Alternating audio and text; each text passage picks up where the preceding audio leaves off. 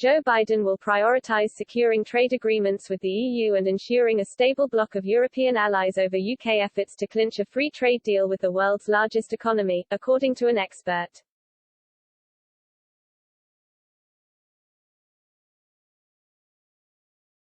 The UK and the US have historically enjoyed close ties and have been steadfast allies on the geopolitical stage. US presidents, however, have often preferred a cohesive European bloc that encompasses the UK, rather than a separated Britain.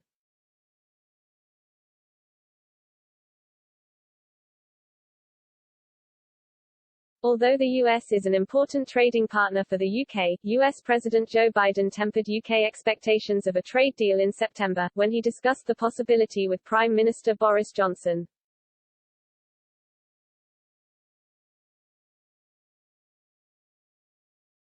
For the UK, it remained a priority, but Mr. Biden made it clear that it did not hold the same importance across the Atlantic.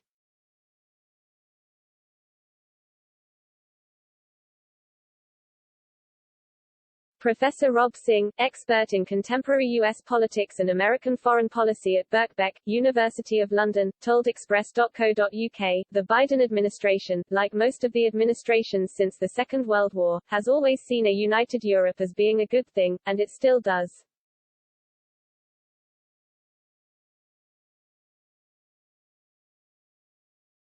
There's nothing that the UK can do which will trump that.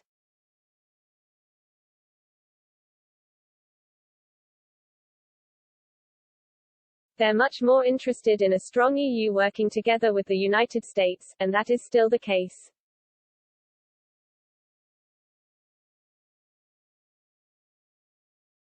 Professor Singh described that the investment in the transatlantic relationship is still there, but I think Brexit probably has weakened the UK and the EU in different ways, as far as attitudes in Washington are concerned.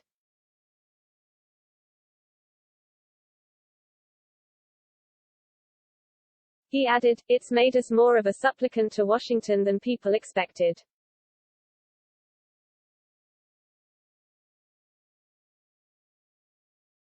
Professor Singh singled out trade as a way in which the UK has slipped in its dynamics with America, and is unlikely to regain equality in the future.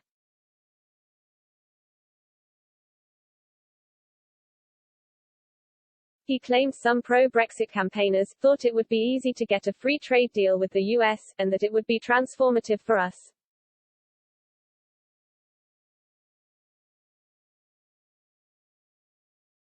Well, we're nowhere near getting a free trade deal, and even if we did, it would probably be largely on American terms.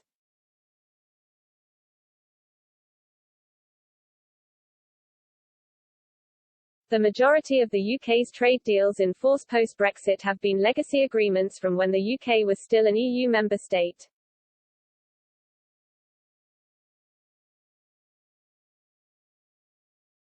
He expressed doubt over whether, even if the UK did secure such a free trade deal, it would constitute a real win for Brexit Britain.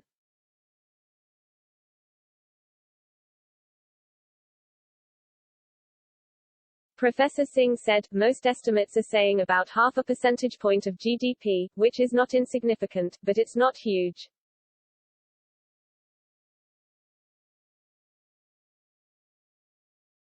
The US is still more keen on getting an agreement with the EU, understandably, as the biggest trading bloc in the world.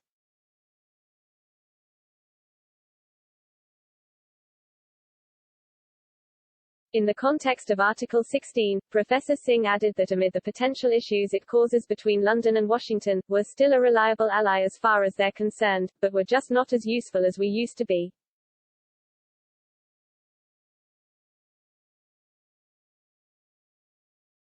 In addition to trade, said Professor Singh, there is a certain skepticism about the decline in the size of our armed forces, and in their utility, after things like Basra in Iraq and Helmand in Afghanistan.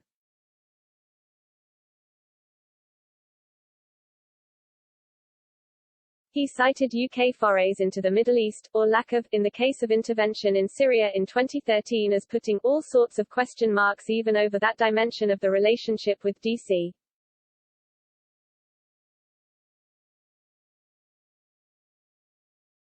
He added, I used to say to people in DC, what is the best manifestation of the notion of a special relationship with the UK?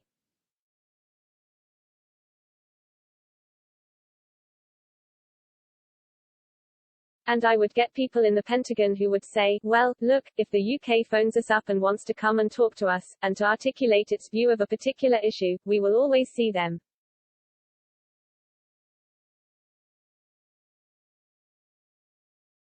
These days, that's not entirely so clear as to whether that is as strongly the case as it used to be 10, 20 years ago.